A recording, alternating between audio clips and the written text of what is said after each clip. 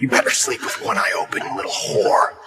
Because it won't be long till your mom comes for you. Open the door. Open up right now. 可离奇的是，狱警就眼睁睁地站在那儿一动不动，像狗一样等待着贝拉的指示。贝拉点头了，狱警才顺从地打开铁门。太他妈吓人了！离开监狱的肉丝立马请求法官将变态的贝拉单独监禁。然而没过几天，可怕的事儿就接二连三地发生了。首先是把狱警控制得像狗一样的贝拉在监狱服药自杀。其次是给他送药的狱警当场吞枪自尽，而更离奇的是，那个杀死自己女儿的男人被一个尽忠职守的狱警毫无征兆的给捅死了。好家伙，线索全断了，邪恶力量来的着实有点猛啊！不过还好，母亲的闺蜜艾琳达似乎是想通了，便让女儿把一封